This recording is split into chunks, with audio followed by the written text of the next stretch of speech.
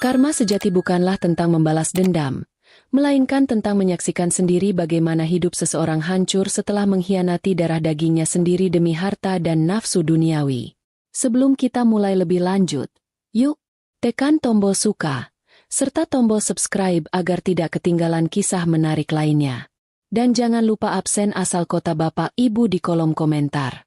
Semoga rezeki kita semua dilancarkan, kesehatan kita diberkahi, dan keluarga kita selalu harmonis dalam lindungannya. Amin. Udara sore di Pecinan, Semarang, terasa lembab dan penuh janji manis, tetapi tidak untuk rumah kecil milikku. Kuhela napas panjang melihat berkas dari rumah sakit di meja makan kayu jati yang sudah lapuk. Kertas putih itu serasa membawa beban seberat karang. Namaku Ratna, dan aku adalah seorang ibu yang kehidupannya baru saja dihantam badai paling besar. Di sudut ruang, anak perempuanku, Bintang, gadis kecilku yang baru berumur 8 tahun, menatapku dengan mata polos, kakinya yang kecil terbungkus perban tebal. Aku tidak akan pernah lupa hari itu, hari di mana dokter mengucapkan vonis lumpuh permanen karena kecelakaan tragis beberapa minggu lalu. Suara vonis itu masih terasa seperti dengungan menyakitkan di telingaku, menenggelamkan semua harapan yang tersisa. Suamiku, Danu, bukan tipe suami yang romantis atau penyayang, tetapi selama ini ia adalah penopang. Sekarang, ia hanya berdiri di ambang pintu, kemejanya sudah licin disetrika, baunya wangi minyak rambut yang entah kenapa terasa asing. Danu bukan lagi suamiku yang dulu, yang selalu pulang dengan keringat di dahi dan senyum lelah. Ia tampak gelisah, seperti menunggu kereta terakhir yang sebentar lagi akan meninggalkannya. Aku sudah tahu ada sesuatu yang tidak beres. Insting seorang istri memang tajam, setajam silet yang bisa memotong kebahagiaan sekejap mata. Sejak Bintang dirawat, Danu jarang di rumah. Alasannya selalu pekerjaan. Padahal, setahuku, dia hanya seorang pengatur gudang di pabrik tekstil, bukan direktur utama yang harus lembur setiap malam. Danu, kau mau kemana? Tanyaku pelan, berusaha menjaga nada suaraku agar Bintang tidak ikut khawatir. Aku selalu percaya bahwa kekuatan ada pada ketenangan. Danu tidak menjawab. Dia hanya membetulkan kerah kemejanya sambil menghindari tatapanku. Wajahnya kaku seperti patung batu yang baru dipahat. Sikapnya itu sudah menjawab semua pertanyaanku. Aku mendekatinya, mengambil tas kerjanya yang baru dan menaruhnya kembali di atas meja. Duduk. Kita harus bicara serius soal Bintang. Uang rumah sakit sudah habis. Kita butuh solusi untuk fisioterapi jangka panjangnya. Danu mendengus. Tawa kering dan sinis keluar dari mulutnya. Tawa yang dulu tidak pernah kudengar. Solusi? Solusinya sudah ada di depan mata. Ratna, aku muak dengan kemiskinan ini. Aku muak dengan rumah bau apek ini. Dan aku muak dengan beban itu. Dia menunjuk Bintang dengan dagunya. Seolah-olah anak tunggal kami adalah sampah yang harus segera dibuang. Hatiku serasa diremas. Air mata panas sudah di ujung mata, tetapi aku menahannya sekuat mungkin. Aku tidak boleh terlihat lemah. Aku adalah benteng terakhir untuk Bintang. Beban? Dia anakmu, Danu. Kucapkan kata itu tegas, membuat Bintang yang tadinya sibuk mewarnai gambar kuda poni, menoleh ke arah kami. Aku buru-buru tersenyum ke arah Bintang, memberi isyarat bahwa semuanya baik-baik saja. Ini jeda humor pencair suasana. Kadang aku berharap punya kekuatan super untuk membuat bibir orang yang berbicara omong kosong menjadi terkunci otomatis. Sayangnya aku hanya ibu rumah tangga biasa. Danu mendekatiku. Wajahnya semakin mengeras. Justru karena dia anakku, makanya aku harus pergi. Kau pikir aku bisa mencari uang banyak dengan beban seperti dia? Aku butuh kebebasan. Ratna, aku butuh wanita yang bisa diajak maju, bukan wanita yang kerjaannya hanya menunggui anak cacat. Kata-kata, anak cacat, itu seperti pedang tajam yang menusuk tepat di jantungku. Aku mundur selangkah, menatap wajahnya, mencari sisa-sisa suami yang pernah berjanji sehidup semati denganku di depan penghulu. Tidak ada. Yang ada hanya wajah orang asing yang penuh ambisi kosong dan keegoisan. Kau sedang bersama wanita lain, kan? Tanyaku tanpa nada menuduh, hanya ingin memastikan. Danu tersenyum tipis. Senyum kemenangan yang membuatku mual. Namanya Karina. Dia wanita karir. Punya perusahaan kecil di Jakarta. Kami akan memulai hidup baru di sana. Hidup yang layak, bukan hidup penuh derita seperti ini. Jadi, ini dia. Alasan mengapa wangi minyak rambutnya asing. Alasan mengapa baju kerjanya selalu licin dan wangi. Rupanya, ia sedang menyiapkan sayapnya untuk terbang bersama yang lain, meninggalkan sarangnya yang kini rusak. Aku berdiri tegak. Pandanganku lurus ke matanya. Pergilah, Danu. Aku tidak akan menahanmu. Tetapi dengar ini baik-baik. Aku akan membesarkan Bintang, dan aku pastikan dia akan sembuh. Danu, kau akan menyesal seumur hidupmu atas keputusan ini. Dia tertawa lagi, tawa yang semakin menusuk. Penyesalan? Aku justru akan menyesal kalau tetap tinggal di sini. Jaga dirimu. Anggap saja aku sudah mati. Lalu, dia mengambil tasnya dan melangkah keluar, tanpa menoleh sedikit pun ke arah Bintang. Punggungnya yang menghilang di balik pintu kayu itu terasa seperti simbol akhir dari sebuah pernikahan yang kami bangun. Setelah pintu tertutup, aku membiarkan diriku bersandar di dinding, mencoba mengumpulkan kekuatan yang tersisa. Air mata yang kutahan akhirnya tumpah. Namun aku segera menyekanya sebelum Bintang melihat. Bintang memanggilku. Suaranya pelan dan menggemaskan. Ibu, ayah kemana? Kenapa dia tidak pamit padaku? Aku mendekatinya, memeluknya erat, mencium rambutnya yang wangi sampo murah. Ayah sedang ada perjalanan bisnis yang sangat jauh. Nak, dia akan pergi lama sekali. Tapi tidak apa-apa, kan? Ada ibu di sini. Kita berdua bisa menjadi tim yang hebat, kan? Bintang mengangguk, matanya bersinar. Kita tim kuda poni, Bu, katanya riang. Aku tersenyum. Hati kecilku teriris melihat kepolosan itu. Dia tidak tahu bahwa hari ini, dia baru saja ditinggalkan oleh ayahnya karena dianggap sebuah beban. Ini jeda humor pencair suasana. Aku baru sadar. Ternyata lebih mudah menghadapi kecoa terbang di malam hari daripada menghadapi suami yang mendadak hilang akal karena tergoda wanita lain. Malam itu, setelah Bintang tertidur, aku membakar semua foto pernikahan kami. Melihat kobaran api melahap wajah Danu yang tersenyum palsu. Sambil memandang sisa-sisa abu, aku berjanji pada diriku sendiri dan pada Bintang. Kami akan bangkit, kami akan lebih kuat, dan suatu hari nanti, penyesalan Danu akan jauh lebih menyakitkan daripada perih yang kurasakan saat ini. Kami, tim kuda poni, baru saja memulai perjuangan. Semarang yang damai di malam hari, seolah menjadi saksi bisu janji dendam seorang ibu. Setiap pagi, matahari di Semarang selalu menyapa dengan ramah, tetapi bagiku, sinarnya terasa seperti beban emas yang harus kuangkat sendirian. 6 bulan telah berlalu sejak kepergian Danu, dan hari-hariku berubah menjadi rutinitas baru yang brutal.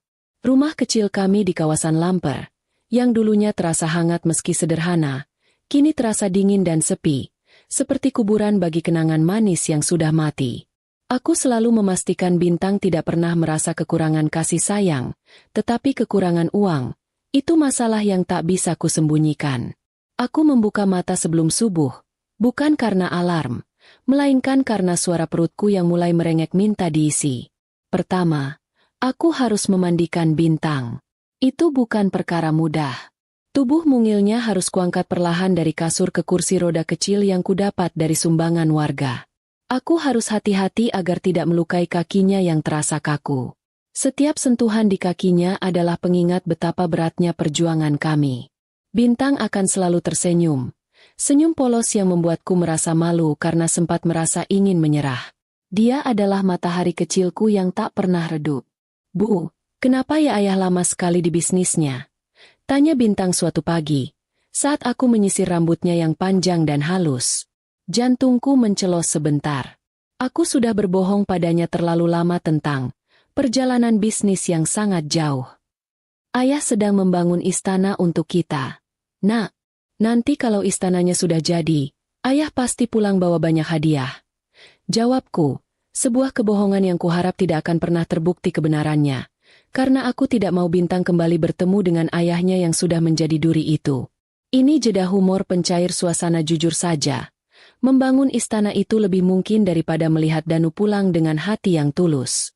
Setelah memandikan dan menyuapi Bintang, perjuangan fisikoterapi dimulai. Setiap hari, dari jam 8 pagi sampai jam 10, aku akan menggerakkan kakinya yang lumpuh. Pijatan itu harus kuat dan persis seperti yang diajarkan terapis di rumah sakit. Seringkali Bintang merintih kesakitan, dan saat itulah hatiku hancur berkeping-keping. Sakit, Bu, rengeknya. Sakit sebentar. Ya, sayang. Nanti kamu bisa jalan-jalan di Simpang 5 lagi. Kita beli lumpia yang paling enak di sana. Bujuku. Aku selalu membuat janji manis dengan tempat-tempat yang dia suka di Semarang agar dia termotivasi. Uang adalah masalah utama kami. Aku harus putar otak, memikirkan cara mendapatkan penghasilan tanpa meninggalkan Bintang sendirian di rumah. Aku mencoba membuat kue-kue basah khas Semarang, wingko babat mini, tahu bakso, dan bandeng presto. Aku menjualnya lewat tetangga-tetangga. Penghasilannya hanya cukup untuk membeli beras, minyak, dan obat-obatan Bintang. Untuk fisioterapi rutin di klinik, aku sudah tidak mampu lagi membayar. Itulah mengapa aku mengambil alih peran terapis. Suatu sore, Mbak Siti, tetangga sekaligus teman baikku, datang membawa piring berisi semur jengkol dan sedikit uang kembalian. Ratna, ini jengkolnya enak sekali. Kau harus naikkan harganya sedikit, katanya sambil menatapku dengan mata penuh iba. Aku tahu tatapan itu. Itu adalah tatapan belas kasihan, dan aku membencinya. Aku tidak mau dikasihani. Aku hanya ingin diperlakukan sama. Aku ingin berjuang. Tidak usah, Mbak. Ini sudah untung. Kok? Lebih baik uangnya untuk tambah beli obat Bintang, kataku sambil tersenyum tipis. Mbak Siti mendekatiku. Suaranya pelan. Aku dengar Danu sudah punya istri baru di Jakarta. Wanita itu katanya pengusaha kaya. Informasi itu bagaikan disambar petir di siang bolong, tetapi anehnya, aku tidak lagi merasakan sakit yang sama. Rasa sakit itu sudah berubah menjadi amarah dan tekad. Biar saja, Mbak. Aku tidak peduli. Itu urusan dia dengan Tuhannya. Urusanku sekarang hanya Bintang. Jawabku dingin. Aku tidak ingin membicarakan Danu lagi. Namanya sudah menjadi kenangan pahit yang harus kukubur dalam-dalam. Namun, malam itu, saat sedang mencuci piring di dapur, aku menangis sejadi-jadinya. Aku menangis bukan karena Danu, melainkan karena aku merasa begitu terbebani dengan takdir ini. Lucu sekali. Aku ditinggalkan karena miskin, tapi sekarang, aku harus lebih miskin lagi untuk bisa menyembuhkan anakku. Rasanya seperti dibuang ke laut karena tidak bisa berenang. Lalu dipaksa berenang untuk bisa kembali ke daratan. Beberapa hari kemudian, Pak RT datang ke rumah. Dia membawa amplop sumbangan dari warga. Ini sedikit bantuan untuk biaya obat Bintang. Ratna, jangan sungkan. Ini dari kami semua, katanya tulus. Aku merasa sangat malu, tetapi aku harus menerimanya. Harga diri tidak sebanding dengan nyawa dan kesembuhan anakku. Aku harus menelan ludah dan menerima kenyataan bahwa sekarang aku adalah seorang janda miskin yang hidup dari belas kasihan orang lain. Namun, di tengah semua kesulitan ini, ada secercah cahaya yang datang dari Bintang. Aku mulai melihatnya sebagai anak yang istimewa. Meskipun kakinya lumpuh, otaknya berjalan sangat cepat. Dia bisa memecahkan teka-teki yang sulit hanya dalam hitungan detik. Dia bisa mengingat semua cerita yang kubacakan dengan detail yang luar biasa. Suatu malam, saat aku membacakan buku sains tentang planet, Bintang mengoreksiku. Bukan 9, Bu. Sekarang sudah 8. Pluto bukan lagi planet, katanya dengan wajah serius. Aku terkejut. Buku itu sudah lama sekali. Dan aku tidak tahu bahwa status Pluto sudah berubah. Aku mulai membelikannya buku-buku bekas tentang matematika dan fisika. Bintang melahapnya semua. Dia tidak tertarik pada boneka atau mainan anak perempuan sebayanya. Dia tertarik pada angka dan rumus. Ini memberiku ide baru. Aku tidak hanya harus menyembuhkan fisiknya, tetapi juga mendukung kejeniusan otaknya. Aku mulai menyisihkan uang dari jualan kue untuk membeli kertas dan pensil warna yang mahal agar dia bisa belajar sambil bermain. Suatu hari, Mbak Siti datang lagi. Kali ini ia tidak membawa semur jengkol, tetapi membawa kabar buruk. Danu mengirim pesan ke suamiku. Dia bilang, dia akan kirim surat cerai. Katanya, dia minta kau menandatanganinya cepat-cepat karena dia mau menikah lagi di Jakarta. Bisik Mbak Siti. Danu bahkan tidak repot-repot mengirim pesan langsung padaku. Dia menganggapku tidak penting. Hati kecilku yang sudah keras kini semakin membatu. Bilang padanya, aku akan tanda tangani surat itu, tapi dengan satu syarat, dia tidak perlu lagi muncul di hadapanku seumur hidupnya. Dia sudah mati bagiku, kataku. Mbak Siti tampak terkejut dengan ketenangan dan ketegasanku. Aku sudah berubah. Ratna yang dulu cengeng dan penurut sudah tidak ada. Aku telah menjadi Ratna, seorang ibu tunggal di Semarang, yang hanya hidup untuk satu tujuan, melihat bintang berjalan dan menjadi orang hebat. Di malam yang sunyi, sambil memandang wajah bintang yang tertidur pulas, aku kembali memijat kakinya. Air mata kesakitan bintang kini telah berganti menjadi air mata lelah. Aku berbisik padanya, "Nak, ibu janji, kamu akan jalan lagi. Kamu akan menjadi cahaya yang sangat terang, melebihi ayahmu. Kita akan tunjukkan pada dunia, terutama pada dia, bahwa kamu bukan beban. Kamu adalah anugerah." Setiap tetes keringat yang jatuh, setiap rupiah yang kuhitung, setiap hinaan yang kudengar dari bisik-bisik tetangga, semua itu kujadikan pupuk.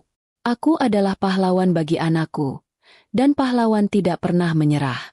Biarlah Danu menikmati kebahagiaan semuanya di Jakarta. Aku yakin, semakin tinggi ia terbang dengan sayap pinjaman, semakin keras ia akan jatuh ketika karma menagih janji. Dan saat itu tiba, aku dan Bintang akan menontonnya dari kursi barisan terdepan.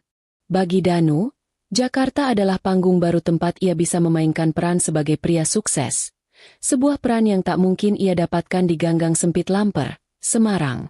Ia membuang jauh-jauh nama, ayah, dan suami yang berlumuran lumpur, menggantinya dengan gelar baru, kekasih dari Karina, seorang wanita pengusaha yang memiliki sebuah butik yang cukup terkenal di kawasan Jakarta Selatan. Selama 6 bulan pertama, hidupnya terasa seperti mimpi buruk yang berubah menjadi komedi romantis yang sempurna. Ia tinggal di apartemen mewah milik Karina, dengan pemandangan lampu kota yang berkelip. Jauh berbeda dari pemandangan genting tetangga yang ia lihat dari jendela rumahnya di Semarang. Kasurnya empuk, karpetnya tebal, dan yang paling penting, tidak ada suara rintihan Bintang saat ia memijat kaki anaknya. Tidak ada lagi bau apek rumah lama. Yang ada hanya aroma parfum mahal Karina dan AC yang selalu menyala dingin. Ia merasa seperti terlahir kembali, menjadi versi dirinya yang seharusnya, bebas dari tanggung jawab dan beban. Karina adalah kebalikan total dari Ratna. Ratna sederhana, pendiam, dan fokus pada keluarga. Karina adalah sosialita, cerewet, dan sangat peduli pada penampilan. Ia selalu mengajak Danu ke acara-acara launching produk, pesta-pesta kecil, dan pertemuan bisnis. Danu hanya perlu mengenakan jas yang dibelikan Karina, tersenyum, dan berpura-pura mengerti pembicaraan tentang saham atau desain interior. Ia adalah pajangan hidup Karina, dan ia menikmati peran itu. Pernah suatu malam, saat mereka sedang makan malam di restoran mewah di Kuningan, Danu melihat seorang bapak tua yang mirip dengan tetangganya di Semarang. Seketika, rasa bersalah sempat menyengat hatinya, tetapi ia segera menenggak habis wine mahalnya. Ia harus cepat-cepat memadamkan memori tentang Bintang yang terbaring lemah. Dalam hatinya, Danu meyakinkan diri bahwa ia melakukan ini demi kebahagiaannya sendiri. Lagi pula, apa yang bisa ia berikan pada Bintang selain kemiskinan dan penderitaan? Ratna toh bisa mengurusnya. Danu bahkan sudah mengirimkan surat cerai. Itu sudah cukup, pikirnya. Karina sering membanggakan Danu di depan teman-temannya. Danu ini adalah partnerku. Ia akan membantuku mengurus ekspansi bisnis butik ke Surabaya, katanya.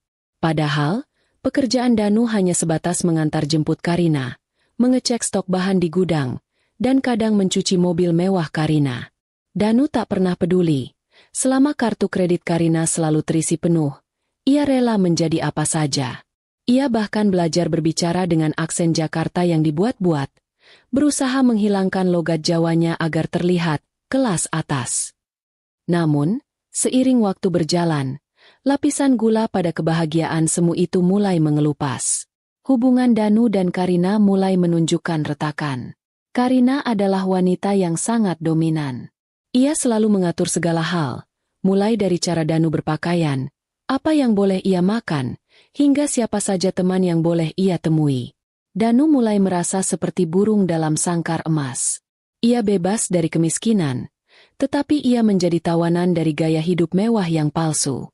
Suatu pagi, Danu bangun dengan kepala pusing. Ia melihat Karina sudah sibuk dengan ponselnya. "Danu, nanti siang kamu harus antar aku ke fitting baju. Jangan sampai telat." "Ya," perintah Karina tanpa menoleh. "Aku sedang tidak enak badan." "Kar, bisakah sopir saja yang mengantarmu?" jawab Danu. Karina langsung menoleh. Tatapan matanya tajam dan dingin, seperti mata ikan yang sudah mati. "Sopir sedang izin. Kamu ini pacarku atau sopirku? Sih? Tugasmu itu ya melayani aku. Kalau tidak mau, banyak laki-laki di luar sana yang antri ingin menggantikan posisimu," ancamnya. Ancaman itu membuat Danu diam. Ia sadar, posisinya sangatlah rapuh. Ia hanyalah pria tanpa modal yang menumpang hidup. Tanpa Karina, ia kembali menjadi Danu yang miskin, yang hanya lulusan SMA dengan pengalaman bekerja di gudang. Ia menelan pil pahit itu. Ia harus bertahan. Ia harus tetap berada di sisi Karina demi kenyamanan dan kemewahan ini. Hubungan mereka semakin hari semakin didominasi oleh pertengkaran kecil yang berakhir dengan Danu mengalah. Karina mulai menunjukkan sifatnya yang boros dan mudah marah. Uang selalu menjadi masalah, bukan karena Karina kekurangan, melainkan karena ia menghabiskannya untuk hal-hal yang tidak penting. Butiknya pun tidak sebesar yang ia banggakan. Karina ternyata berutang banyak pada supplier kain. Puncak kebekuan itu terjadi saat Danu secara tidak sengaja melihat isi pesan di ponsel Karina. Pesan-pesan itu dari seorang pria yang disebut Sayang, yang ternyata adalah seorang kontraktor kaya yang lebih mapan dari Danu. Karina sedang melakukan apa yang dulu Danu lakukan pada Ratna, mencari pelabuhan baru yang lebih menjanjikan. Danu kini merasakan sedikit saja dari perihnya dikhianati. Ironis sekali, ia meninggalkan rumahnya demi wanita lain, hanya untuk dikhianati oleh wanita yang ia pilih. Ia tidak berani protes. Protes berarti kehilangan segalanya. Protes berarti kembali ke Semarang sebagai pecundang. Jadi, ia memilih diam, memendam kecurigaan itu di dalam hatinya, dan berpura-pura bahwa semuanya baik-baik saja. Ia tetap tersenyum di depan Karina, tetap menjadi pajangan yang tampan dan patuh. Ia hidup dalam kebohongan yang ia ciptakan sendiri. Di tengah kesibukan mengurus butik dan drama asmara Karina, Danu kadang teringat pada Bintang. Ia ingat betapa manisnya suara Bintang saat memanggil, "Ayah." Ia ingat bau khas bubur ayam yang selalu dibuat Ratna saat Bintang sakit. Ingatan itu datang seperti tusukan jarum, cepat dan menyakitkan. Tetapi ia cepat-cepat mengalihkan pikirannya dengan rokok atau minuman keras. Ia tidak boleh lemah. Ia harus fokus pada kemewahan yang ia miliki sekarang. Namun, semakin ia mencoba melupakan masa lalu, semakin ia terperangkap dalam jebakan yang ia buat sendiri. Ia tidak benar-benar bahagia. Ia hanya sedang nyaman. Kenyamanan ini didapat dari air mata istrinya dan kesakitan anaknya. Di lubuk hati terdalamnya, ia tahu kebahagiaan ini semu, seperti istana pasir yang menunggu ombak besar datang untuk menghancurkannya. Ia hanya perlu waktu, dan nasib buruk akan selalu datang menagih. Di malam-malam tanpa tidur, ketika Karina sudah terlelap setelah berpesta, Danu sering berdiri di balkon apartemen, menatap bintang-bintang Jakarta yang tertutup polusi. Ia bertanya pada dirinya sendiri, apakah keputusannya benar? Apakah meninggalkan anak yang sakit demi wanita lain adalah harga yang pantas untuk kemewahan sesaat ini? Ia tidak pernah menemukan jawaban yang menenangkan. Yang ia temukan hanyalah kegelisahan yang semakin besar, seperti bom waktu yang terus berdetak di dalam dirinya, menunggu detik peledakannya. Danu tidak sadar, Waktu yang ia sia-siakan selama 10 tahun ke depan justru menjadi waktu yang digunakan Ratna dan Bintang untuk menata ulang takdir mereka. Bertahun-tahun berlalu di bawah langit Semarang, namun bukan lagi dengan kesedihan, melainkan dengan semangat baja yang ditempa oleh waktu dan kesulitan. 10 tahun telah mengubah segalanya. Rumah kecil di Lamper kini masih berdiri, tetapi auranya berbeda. Ia tidak lagi menyimpan kesedihan, melainkan kehangatan dari perjuangan seorang ibu dan potensi luar biasa seorang anak. Bagi kami, setiap hari adalah perayaan kecil atas sebuah kemajuan. Aku, Ratna, telah menjadi seorang pengusaha kecil yang tangguh. Usaha catering makanan rumahan dan aneka kue basah yang kumulai dari nol kini berkembang pesat.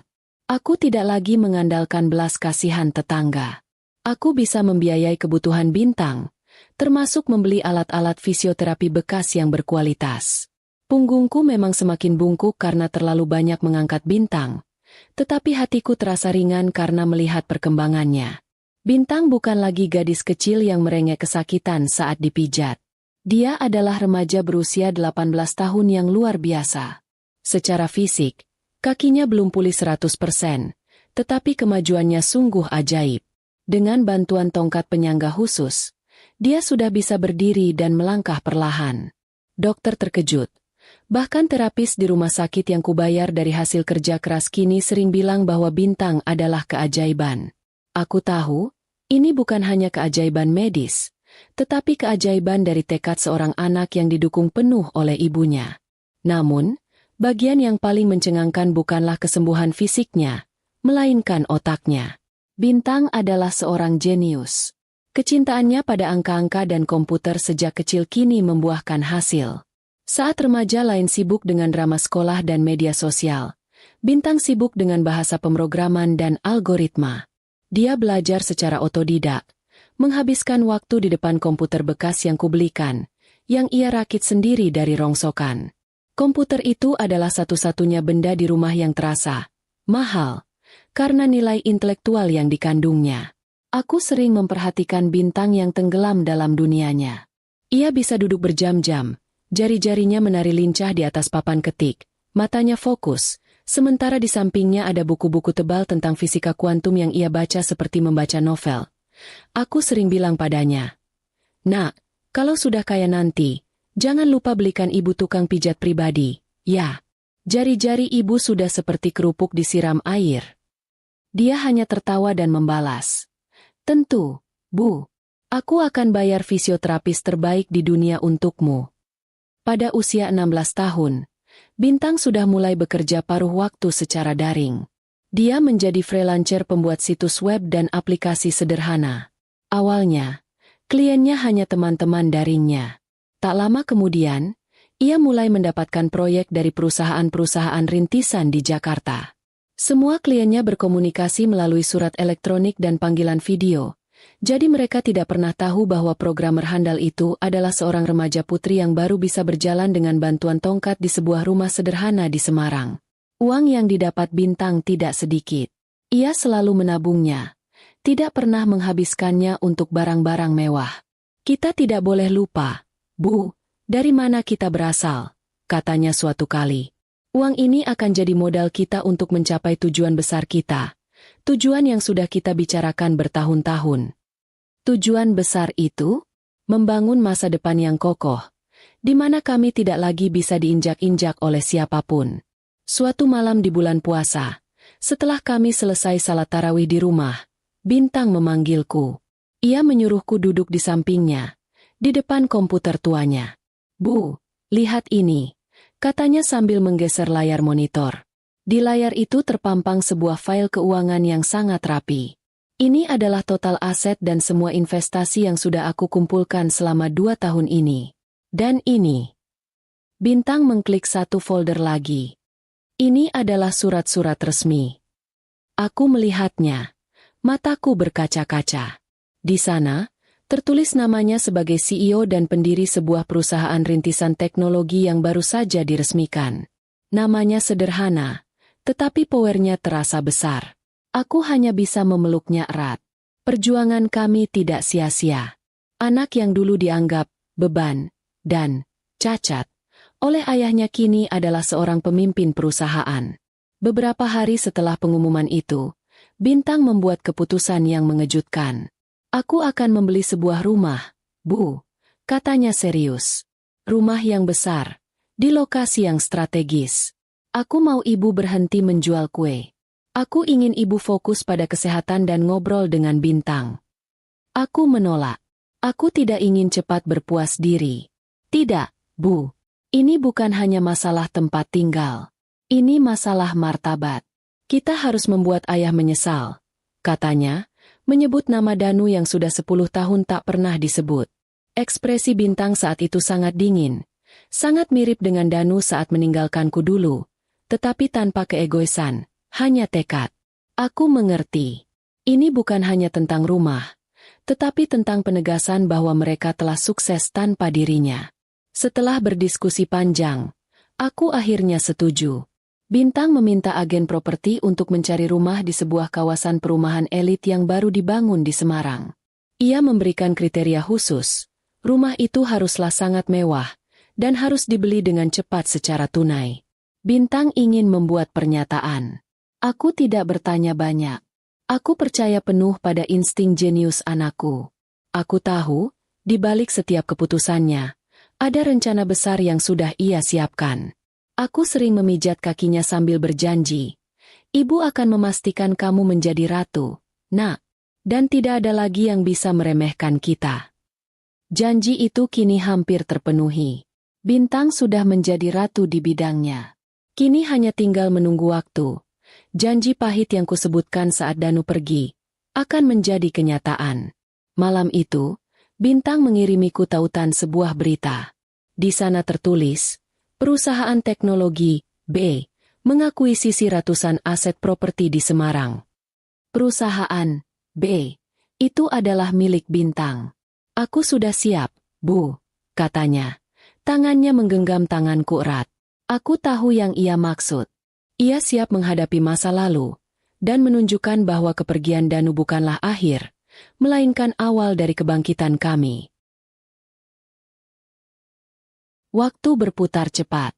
10 tahun di Jakarta telah menjadi ilusi yang kini pecah berkeping-keping di depan mata Danu. Jika dulu ia meninggalkan Semarang dengan dada membusung penuh ambisi, kini ia terperosok ke dalam lubang gelap penuh penyesalan dan keputusasaan. Danu yang dulu wangi minyak rambut mahal kini berbau rokok murah dan keringat. Ia terlihat 15 tahun lebih tua dari usianya yang sebenarnya. Kehidupan mewah yang ia banggakan bersama Karina sudah lama hilang. Butik Karina bangkrut setelah terlilit utang dan dituduh melakukan penipuan oleh beberapa supplier besar. Danu, yang selama ini hanya menjadi pajangan, harus ikut terseret dalam kejatuhan itu.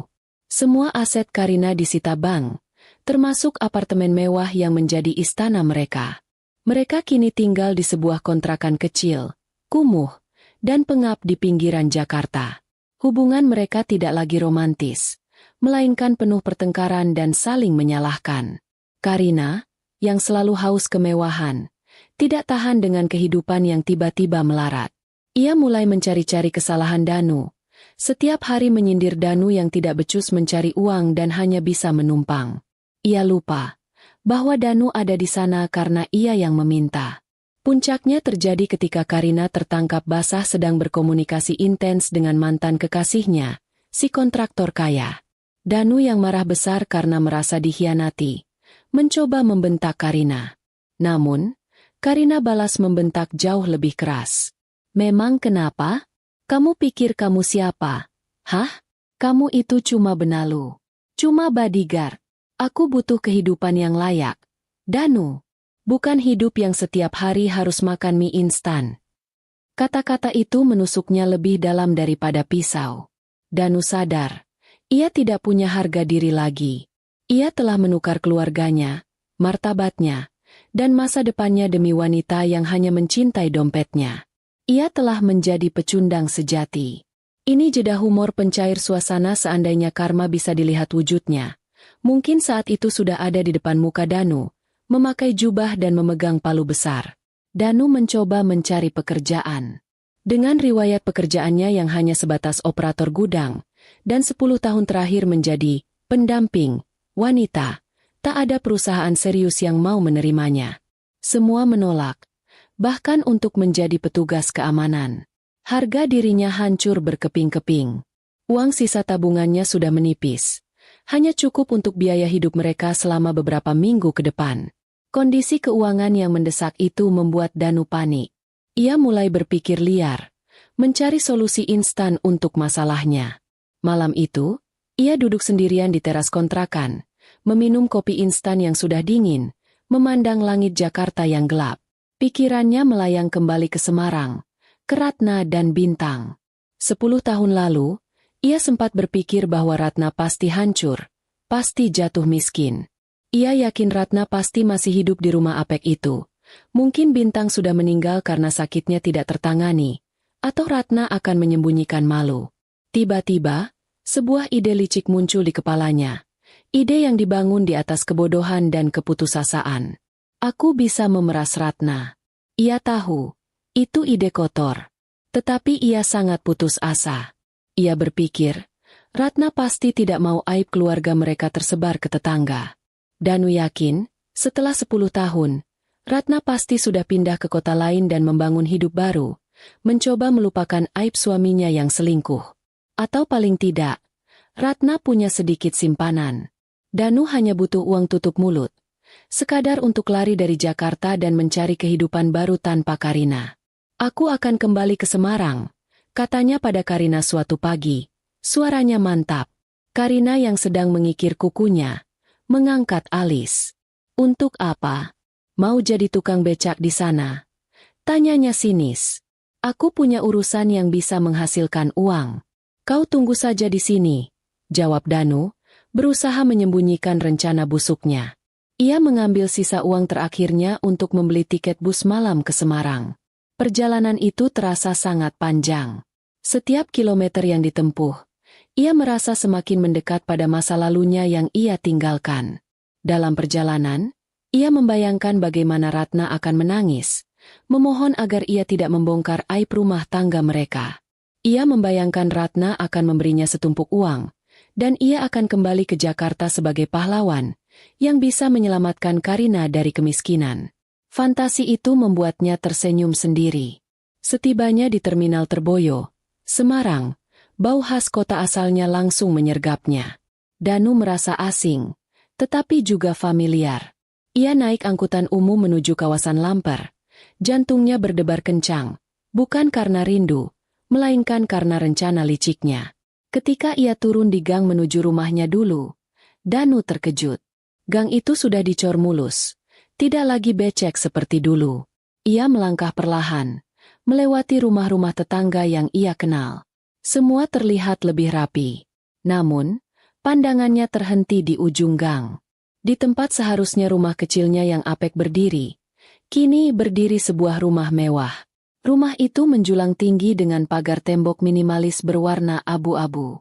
Jendela-jendela besar berbalut tirai mahal, dan ada taman kecil yang tertata rapi di depan. Rumah itu benar-benar kontras dengan rumah-rumah sederhana di sekitarnya. Danu mengucek matanya, berpikir ia salah alamat atau sedang berhalusinasi. Itu pasti bukan rumahnya. Rumahnya dulu hanyalah peta kecil yang terbuat dari kayu dan bata usang. Ia mendekati seorang bapak tua yang sedang menyiram tanaman di dekat pagar. Permisi, Pak. Maaf mengganggu.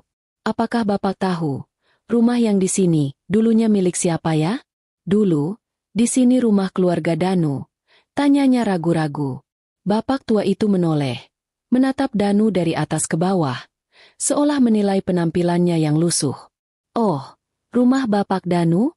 Itu sudah lama dijual. Sekitar 8 tahun lalu, kata bapak itu. Danu menelan ludah. Dijual? Lalu rumah mewah ini, milik siapa, Pak? Bapak itu tersenyum misterius. Rumah ini baru saja dibeli. Dibeli oleh seorang wanita muda kaya dari Jakarta, pemilik perusahaan teknologi besar. Katanya untuk hadiah ibunya yang tinggal di sini. Jantung Danu mulai berdebar kencang. Kali ini bukan karena licik, melainkan karena rasa penasaran yang aneh dan mendalam. Wanita muda? Pemilik perusahaan teknologi? Tidak mungkin. Siapa wanita muda yang kaya raya di Semarang dan membeli rumah di kawasan ini? Danu memutuskan untuk memberanikan diri. Ia menekan bel interkom di pagar rumah mewah itu. Tangan Danu gemetar. Kakinya kaku. Ia berharap yang membukakan pintu adalah Ratna yang miskin dan penuh derita. Tapi ia sudah melihat rumah ini. Ia tahu, rencananya sudah pasti gagal. Namun, ia harus memastikan, siapa pemilik rumah ini? Siapa wanita muda misterius itu? Pagar otomatis rumah itu terbuka perlahan, mengundang Danu masuk ke halaman. Ia melangkah, semakin yakin bahwa ia telah memasuki dimensi yang salah. Pikirannya kosong, hanya dipenuhi pertanyaan. Ia berjalan menuju pintu utama yang terbuat dari kayu solid mahal, bersiap mengetuk, saat pintu itu terbuka dari dalam. Danu mengangkat tangannya, siap memperkenalkan diri, tetapi kata-kata itu tercekat di tenggorokannya. Ia melihat sosok yang berdiri di ambang pintu. Seorang wanita muda, tinggi, ramping, dengan tatapan mata yang cerdas dan dingin, mengenakan pakaian rapi yang mahal. Danu tidak akan pernah lupa wajah itu, meskipun wajah itu kini sudah dewasa, cantik, dan penuh kepercayaan diri. Danu melihat senyum tipis di bibir wanita itu.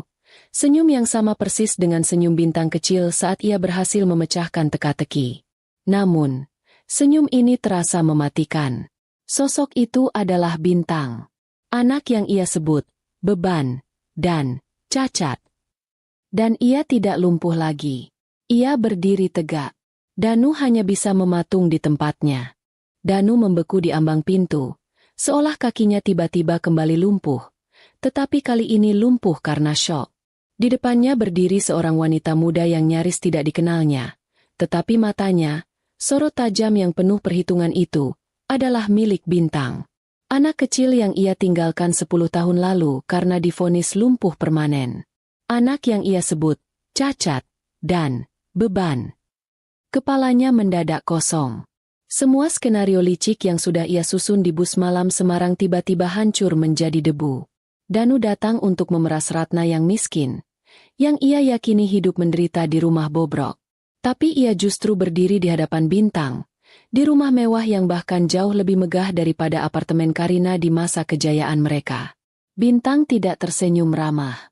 Ia hanya menatap Danu, dari rambutnya yang acak-acakan, kemejanya yang kusut, hingga sepatu bututnya. Tatapan itu adalah tatapan seorang ratu yang sedang menilai pengemis yang tidak diundang. Dingin, tanpa emosi, tetapi mengandung kekuatan yang tak terbantahkan. Ada yang bisa kubantu, Bapak? Suara Bintang tenang, sangat berwibawa, namun diucapkan dengan nada formal, seolah-olah Danu adalah tamu asing yang salah rumah. Danu menelan ludah. Ia harus cepat mencari alasan. Ia tidak bisa langsung menunjukkan niat aslinya. Bintang? Ini benar kamu? Tanyanya. Suaranya tercekat dan serak. Ia melangkah maju, ingin memegang tangan Bintang, tetapi Bintang mundur selangkah, menjaga jarak. Sebuah isyarat tegas yang tidak membutuhkan kata-kata. Danu merasa malu yang luar biasa. Rasa malu yang belum pernah ia rasakan bahkan saat dicampakkan Karina. Aku Bintang. Ya, aku rasa, kau juga sudah tahu siapa aku. Jawab Bintang, nadanya datar. Maaf. Aku tidak bisa mengingat wajah semua orang yang pernah mampir ke hidup ibu. Kau mencari siapa? Ibu ada di dalam. Bintang menggunakan kata, mampir. Bukan, bagian dari keluarga. Sebuah pemilihan kata yang sangat menyakitkan. Danu mencoba mengendalikan kegugupannya, memaksakan senyum palsu.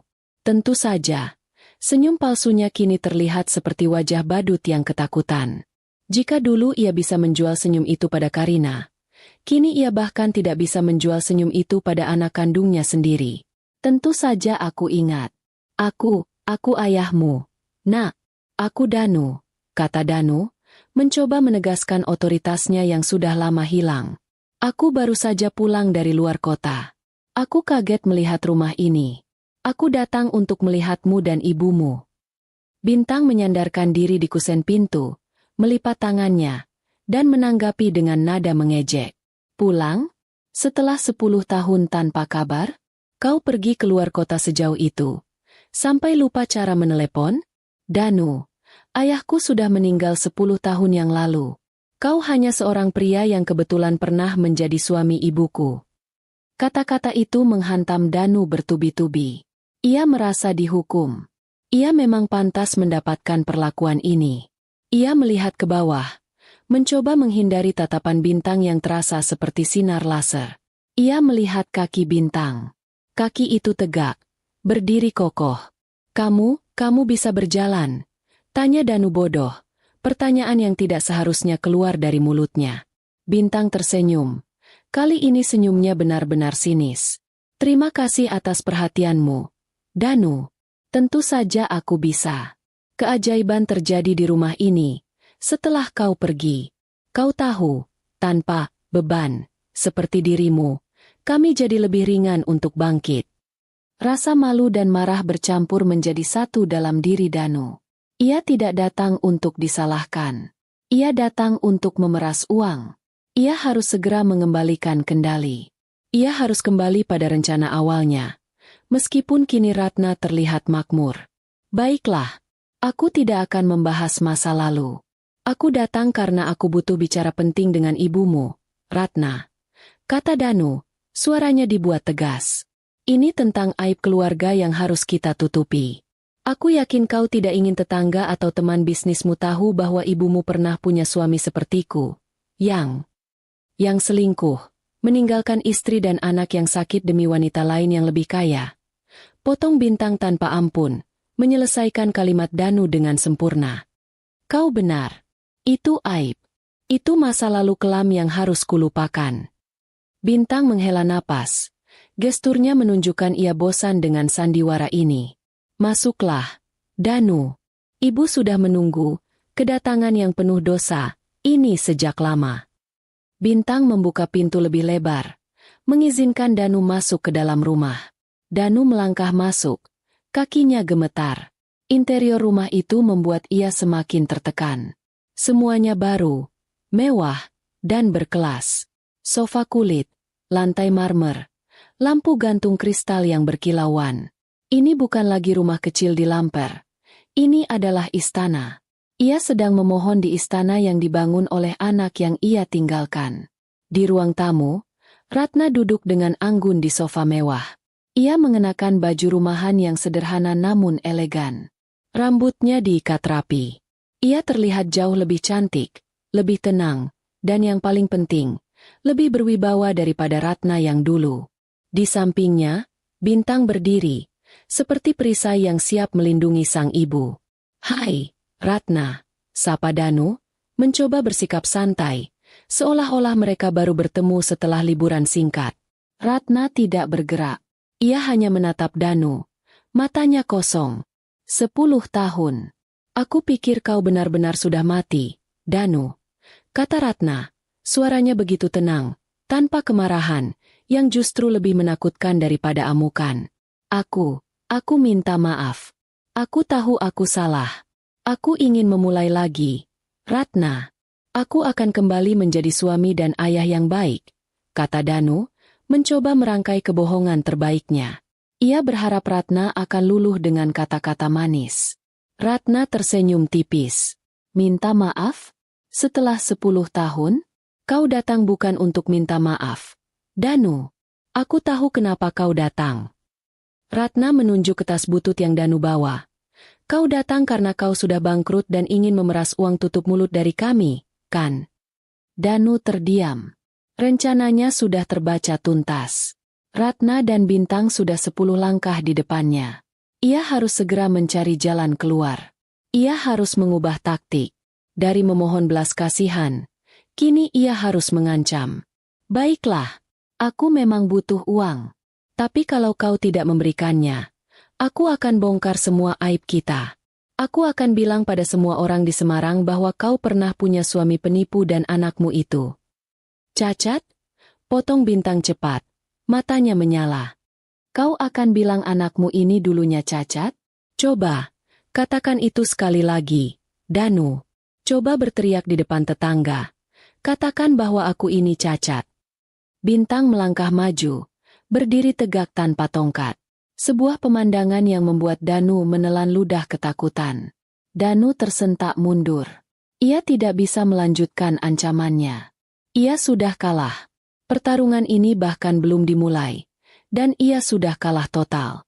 Ia datang sebagai predator. Tetapi ia justru terperangkap dalam jaring yang dibuat oleh korbannya sendiri. Danu terduduk lemas di sofa mahal itu. Seperti boneka kain yang kehilangan isinya. Setelah kegagalannya mengancam dan melihat bintang yang berdiri tegak, ia tak punya daya lagi. Seluruh keberaniannya menguap. Ia hanya bisa menatap Ratna, yang kini tersenyum tipis, sebuah senyum penuh kemenangan dan kelegaan. Ratna tidak lagi terlihat seperti wanita lemah yang ia tinggalkan. Ia terlihat seperti seorang jenderal yang baru saja memenangkan perang. Bintang melangkah pelan, kini mengambil posisi di depan Danu. Setiap langkah Bintang, meskipun perlahan, terasa berat dan penuh makna. Danu melihat ada kemarahan yang tenang di mata Bintang. Kemarahan yang sudah terpendam selama 10 tahun. Kau datang kemari untuk memeras uang, kan? Kau pikir ibu masih wanita miskin yang bisa kau takut-takuti dengan aib masa lalu? Tanya Bintang, suaranya kini lebih lembut, tetapi jauh lebih menusuk. Danu hanya bisa menggeleng pelan. Rasa malu menguasai dirinya. Aku hanya kepepet. Nak, di Jakarta, Di Jakarta kau bangkrut. Kau ditinggalkan wanita yang kau banggakan. Dan kini kau datang kembali ke sini sebagai pengemis. Potong Bintang. Kau bahkan tidak perlu repot-repot menjelaskan. Aku sudah tahu segalanya. Danu mengangkat wajahnya, menatap Bintang dengan bingung. Tahu segalanya? Bagaimana mungkin? Bintang hanya tersenyum misterius. Ia kemudian berjalan ke rak buku di sudut ruangan dan mengambil sebuah buku agenda kulit berwarna hitam. Kau ingat rumah ini, Danu? Tanyanya, memegang buku itu. Dulu, kau sering bilang, rumah kita ini rumah apek, penuh bau masakan murahan. Kau bilang kau muak. Kau ingin kehidupan yang layak dan mewah. Iya, tapi kenapa rumah ini jadi seperti ini? Siapa yang beli? Pasti Ratna mendapatkan warisan, kan? Kata Danu, masih mencoba mencari alasan logis. Ia tidak bisa menerima kenyataan bahwa Ratna dan Bintang bisa menjadi makmur tanpanya. Ratna terkekeh pelan dari sofa. Warisan?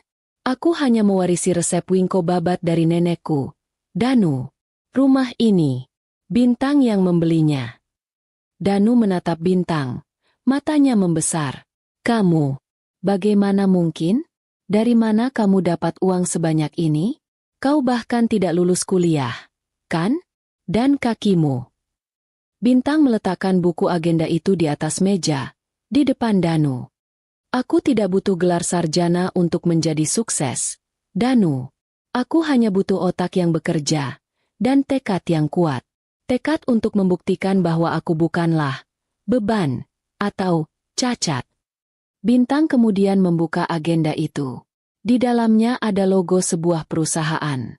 Logo yang pernah Danu lihat di beberapa berita ekonomi yang ia abaikan selama di Jakarta. Beberapa waktu lalu, kau mungkin pernah mendengar tentang Bima Sakti Technology? Perusahaan rintisan yang baru saja mengakuisisi ratusan aset properti di Semarang dan sedang naik daun.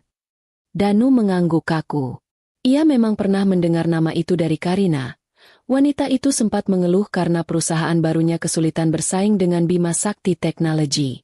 Aku adalah pemiliknya. Aku adalah CEO-nya. Kata Bintang dengan suara yang sangat tenang. Suaranya bergema di ruangan mewah itu. Sebuah keheningan panjang menyelimuti ruangan. Danu menatap logo di agenda itu.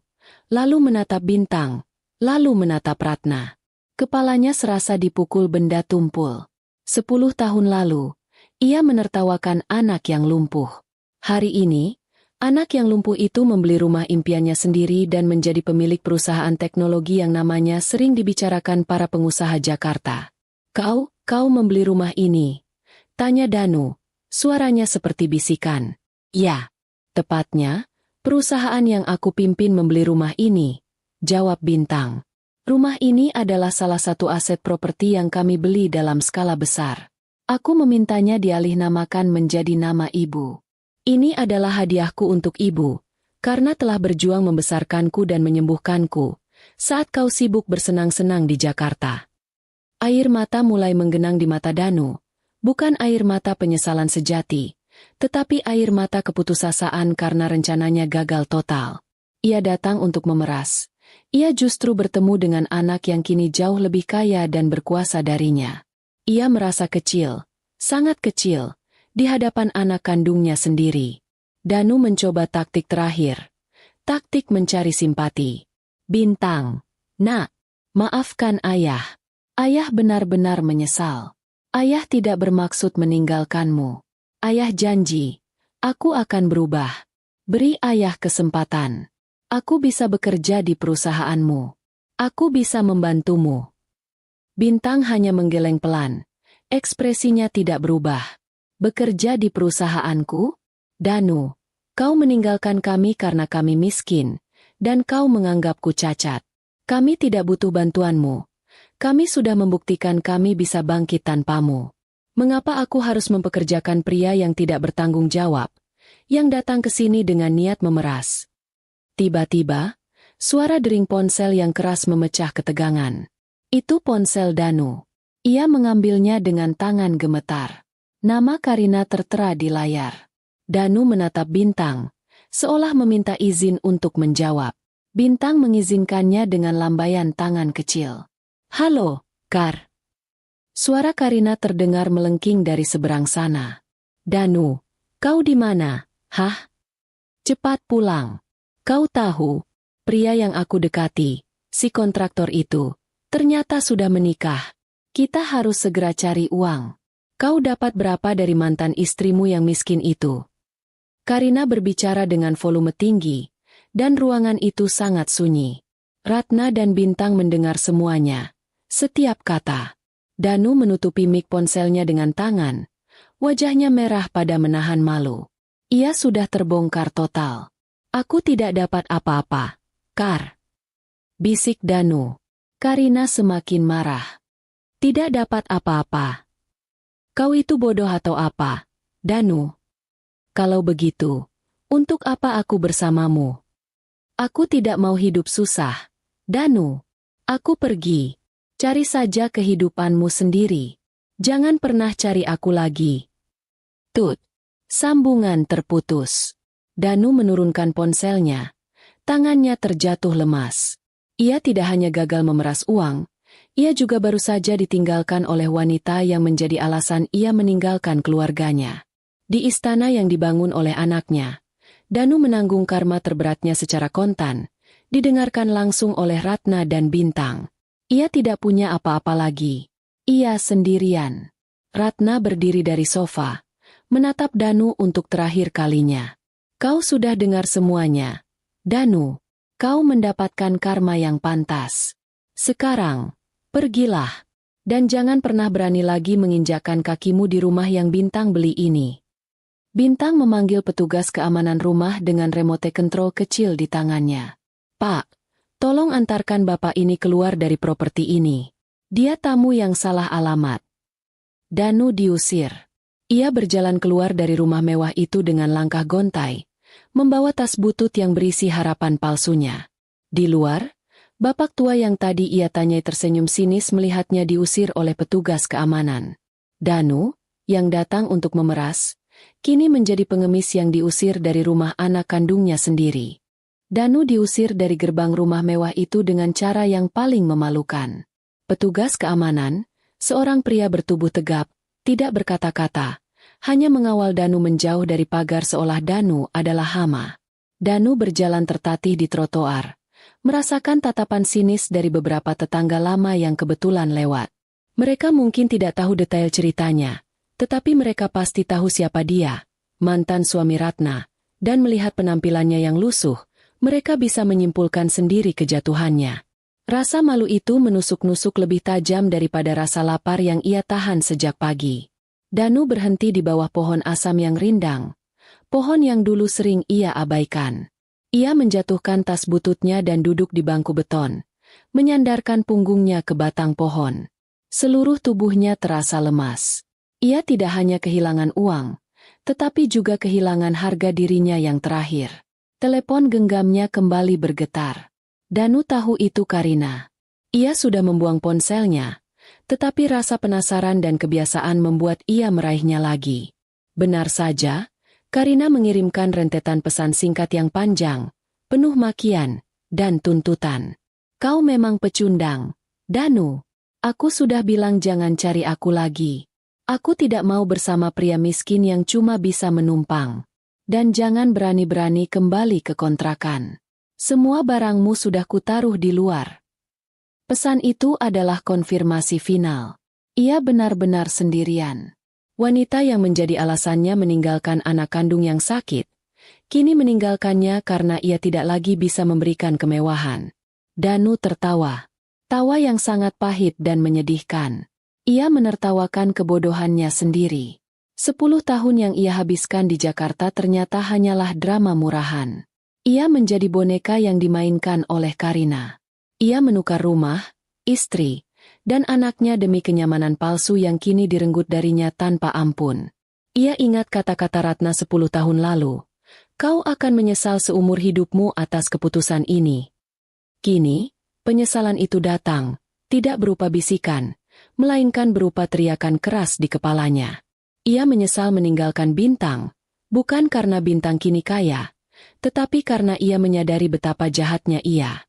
Bintang, anak yang ia caci sebagai cacat, kini berdiri tegak, sukses, dan memiliki hati yang kuat. Sementara ia, yang merasa sehat dan bebas, kini terpuruk tanpa tempat berteduh. Danu mengeluarkan sebatang rokok dari saku kemejanya yang lusuh. Ia menyalakannya, menghisapnya dalam-dalam. Asap rokok itu terasa panas dan menyakitkan di tenggorokannya, seolah asap itu membawa serta semua dosa-dosanya. Ia memandang ke arah rumah mewah Bintang yang kini tertutup rapat. Ia membayangkan Ratna dan Bintang di dalamnya, tertawa bahagia, aman, dan damai. Mereka meraih kebahagiaan sejati tanpa harus menginjak kepala orang lain. Mereka meraih kesuksesan dengan keringat dan air mata, bukan dengan kebohongan dan pengkhianatan. Pikiran Danu kembali ke masa lalu. Ia ingat bagaimana Ratna selalu menyambutnya pulang dengan segelas teh hangat. Ia ingat bagaimana Bintang kecil akan berlari memeluk kakinya setiap kali ia pulang dari kerja. Semua kenangan manis itu kini berubah menjadi hantu, menghantuinya dan menggerogoti jiwanya. Ia seharusnya memeluk Bintang, bukannya menunjuknya sebagai beban. Ia seharusnya membelikan obat untuk Bintang, bukannya membelikan perhiasan untuk Karina. Danu mulai menangis. Ia menangis bukan karena bangkrut, tetapi karena menyadari betapa ia telah merusak takdir orang-orang yang paling mencintainya. Ratna telah memberinya kesempatan untuk menjadi pria yang baik, tetapi ia justru memilih jalan yang paling gelap. Di dalam rumah, Ratna dan Bintang menyaksikan Danu dari balik jendela. Bintang memeluk ibunya erat. Sudah selesai, Bu. Dia sudah mendapatkan karmanya. Bisik Bintang. Ratna mengangguk pelan. Tidak ada rasa gembira di matanya. Hanya kelegaan. Karma itu memang tidak pernah salah alamat. Nak, kita tidak perlu kotor untuk membalasnya. Karma datang sendiri. Ratna tahu, penderitaan Danu saat ini jauh lebih parah daripada penderitaan fisik apapun. Penderitaan Danu adalah penderitaan batin, ditinggalkan, dan ditolak oleh orang-orang yang pernah ia cintai dan tinggalkan. Bintang kemudian melakukan sesuatu yang tidak terduga. Ia mengangkat ponselnya, menelepon salah satu asisten pribadinya. Tolong hubungi travel agent dan pesankan 1 tiket bus ke Jakarta atas nama Danu. Kelas ekonomi saja. Dan kirimkan alamatnya ke petugas keamanan. Pastikan dia naik bus malam ini. Ratna menatap Bintang dengan terkejut. Untuk apa? Nak, bukankah kita sudah mengusirnya? Bintang membalas tatapan ibunya. Tentu saja. Kami tidak mau dia berkeliaran di sini dan merusak kedamaian ibu. Aku membelikannya tiket, bukan karena iba. Aku membelikannya tiket karena aku ingin dia segera kembali ke Jakarta, ke tempat di mana ia memilih untuk hidup. Dia harus menanggung konsekuensinya sendirian. Jakarta adalah tempat ia mencari kebahagiaan. Biarkan ia menemukan, akhirnya, Di sana, dia tidak pantas mendapat tempat di Semarang, Bu. Keputusan Bintang itu sangat cerdas, dingin, dan efisien. Itu adalah cara seorang jenius menyelesaikan masalah, tanpa amarah, tetapi dengan logika yang mematikan. Ratna tersenyum. Bintang memang sudah menjadi wanita dewasa yang luar biasa. Ia adalah perpaduan antara ketabahan Ratna dan kecerdasan yang unik. Di luar, Danu masih meratapi nasibnya di bawah pohon asam. Ia melihat petugas keamanan mendekat lagi. Danu sudah siap diusir lagi. Namun, kali ini petugas keamanan itu menyerahkan sebuah amplop. Ini dari Nona Bintang. Tiket bus Bapak ke Jakarta. Bus malam ini. Silakan Bapak pergi dari sini segera. Danu mengambil amplop itu. Tangannya gemetar. Ia menatap ke arah rumah itu untuk terakhir kalinya. Ia tahu, ia tidak akan pernah bisa kembali ke sana. Ia telah kehilangan segalanya. Anak dan istrinya telah membangun istana megah. Dan ia tidak punya hak bahkan untuk mengemis di depan pintunya. Ia adalah orang asing di kota kelahirannya sendiri. Danu berdiri, memungut tasnya, dan mulai berjalan menjauh dari rumah itu. Punggungnya terlihat kecil dan menyedihkan.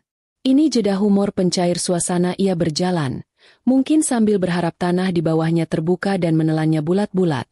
Tapi sayangnya, bumi di Semarang tidak seganas itu. Ia tahu, sisa hidupnya akan dihabiskan dalam penyesalan yang tak bertepi, membandingkan kehidupan mewah yang ia miliki di Jakarta dengan penderitaan Ratna dan Bintang, dan kini membandingkan kehidupannya yang hancur dengan kejayaan mereka. Karma telah datang dan menagih utangnya dengan bunga yang sangat mahal. Malam menyelimuti Semarang. Di dalam rumah mewah yang baru itu, suasana terasa sunyi dan damai. Kepergian Danu bukan hanya mengakhiri sebuah drama, tetapi juga mengakhiri babak penderitaan yang telah berlangsung selama 10 tahun. Ratna duduk di kursi teras belakang, menghirup aroma malam yang segar, ditemani Bintang yang bersandar di bahunya. Mereka memandangi taman kecil yang dirancang Bintang sendiri. Sudah benar-benar berakhir, Bu. Bisik Bintang, suaranya lega. Ia telah membuang beban masa lalu yang tak pernah ia tunjukkan pada siapapun.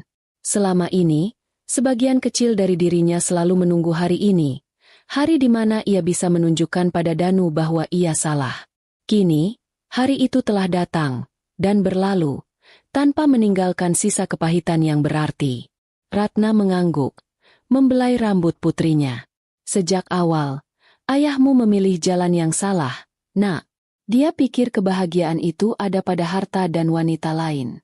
Padahal, kebahagiaan sejati itu ada pada hati yang bersih dan keluarga yang utuh. Ratna tidak lagi menyebut Danu dengan penuh amarah, hanya dengan nada kasihan yang samar. Orang yang ia tinggalkan di masa lalu itu kini hanyalah bayangan. Cerita usang yang tak perlu lagi diingat. Bintang menceritakan rencananya untuk masa depan. Perusahaan Bima Sakti Teknologi yang ia pimpin akan membuka kantor pusat baru yang lebih besar di Semarang. Ia ingin tetap dekat dengan ibunya, merawat Ratna, dan memastikan Ratna menikmati masa tua yang tenang. Ratna tersenyum. Hati seorang ibu mana yang tidak bahagia melihat anaknya kini bukan hanya sukses secara materi, tetapi juga memiliki hati yang tulus dan berbakti. Ibu tahu, kau melakukan semua ini untuk membalas dendam, kata Ratna pelan. Bintang terdiam sejenak. Awalnya iya, Bu. Awalnya aku ingin dia melihat betapa hebatnya anak yang dia sebut cacat itu. Tapi setelah melihatnya tadi, aku sadar, aku tidak perlu lagi membuang energiku untuk membencinya. Dia sudah menghukum dirinya sendiri, Bu. Aku hanya tinggal menutup babak ini dan fokus pada masa depan kita. Keputusan Bintang untuk membelikan tiket bus ke Jakarta bagi Danu adalah tindakan yang menunjukkan kelas dan kebesarannya. Itu bukan simpati, tetapi penegasan. Kau sudah memilih jalanmu, kini tanggunglah konsekuensinya sendirian. Sementara itu, di sebuah bus malam yang melaju menuju Jakarta, Danu duduk di kursi belakang, menyendiri. Ia tidak punya ponsel, tidak punya uang saku lebih, dan yang paling penting, ia tidak punya masa depan. Ia hanya punya penyesalan, dan itu adalah teman perjalanannya yang paling setia. Ia memejamkan mata, mencoba tidur, Tetapi bayangan Ratna yang tenang dan Bintang yang berdiri tegak terus menghantuinya. Ia ingat saat ia menunjuk Bintang dan menyebutnya, beban. Kata-kata itu kini berbalik menjadi kutukan baginya. Anak yang lumpuh itu kini berjalan dan jauh lebih kaya daripada semua orang yang pernah ia kenal. Anak yang ia tinggalkan itu kini berkuasa. Ini jeda humor pencair suasana. Mungkin dulu ia harusnya rajin memijat kaki Bintang, bukan malah memijat kepala Karina. Danu sampai di Jakarta saat subuh. Ia turun di terminal, udara Jakarta terasa dingin, tetapi ia merasa terbakar dari dalam. Ia berjalan tanpa tujuan. Kontrakan yang ia tempati sudah diganti kuncinya oleh Karina. Barang-barangnya, koper berisi beberapa baju dan sepatu lusuh, dibiarkan teronggok di teras. Karina sudah benar-benar meninggalkannya. Ia menghabiskan beberapa hari berikutnya di Jakarta dengan menjadi gelandangan. Tidur di bangku taman, mencari sisa makanan dari tempat sampah, dan menghindari petugas ketertiban. Ia, yang dulu bangga dengan jas mahal dan wine impor, kini menjadi pria tanpa nama, tanpa rumah, dan tanpa harapan. Suatu sore, saat sedang duduk di bawah jembatan layang, Danu melihat seorang ibu yang sedang menuntun anaknya yang memakai kruk. Ibu itu terlihat lelah, tetapi ia tersenyum tulus pada anaknya. Pemandangan itu menusuk hati Danu dalam-dalam. Ia ingat perjuangan Ratna. Ratna dulu jauh lebih susah dari ibu itu, tetapi Ratna tidak pernah menyerah dan tidak pernah meninggalkannya, sampai ia sendiri yang memilih pergi. Danu menyadari, cinta sejati dan kekuatan sesungguhnya adalah milik Ratna, bukan Karina. Ia mencoba menghubungi teman-teman lamanya di Jakarta, tetapi tidak ada yang mau mengangkat teleponnya. Semua orang tahu tentang kejatuhannya. Semua orang tahu bahwa ia adalah pecundang. Ia telah dibuang dari semua lingkaran sosialnya. Beberapa minggu kemudian, Danu memutuskan untuk kembali ke Semarang. Bukan untuk memeras, tetapi hanya untuk melihat Ratna dan Bintang dari jauh. Ia hanya ingin memastikan bahwa mereka benar-benar bahagia. Ia berjalan kaki, menumpang kendaraan, melakukan apa saja untuk bisa kembali ke kota itu. Perjalanan itu adalah penebusan dosanya. Perjalanan penuh rasa lapar, haus, dan rasa malu. Ketika ia sampai di Semarang, ia tidak berani mendekati rumah mewah itu lagi. Ia hanya berdiri jauh, di sudut jalan. Ia melihat mobil mewah berplat nomor khusus memasuki pekarangan rumah itu. Ia melihat Ratna keluar dari mobil, ditemani Bintang, yang kini berjalan dengan sangat luwes, tanpa tongkat, hanya dengan sedikit jejak pincang yang nyaris tak terlihat. Bintang sudah sembuh total. Melihat pemandangan itu, Danu tidak lagi merasakan iri hati. Ia merasakan sebuah kedamaian yang aneh. Ratna dan Bintang telah mencapai segalanya. Mereka bahagia. Misi Danu, entah disadari atau tidak, telah selesai. Ia telah menjadi katalisator bagi kesuksesan dan kebahagiaan mereka. Ia telah menjadi musuh yang membuat mereka kuat. Di tempat lain, Ratna merasakan kebahagiaan yang lengkap. Ia tidak perlu lagi berjuang untuk uang. Ia bisa bersantai, dan yang paling penting, ia bisa menghabiskan sisa hidupnya merawat Bintang yang kini sudah menjadi wanita dewasa yang sukses. Semua rasa sakit, semua hinaan, semua penderitaan itu kini terbayar lunas. Ratna tidak lagi mengingat Danu sebagai mantan suami durhaka.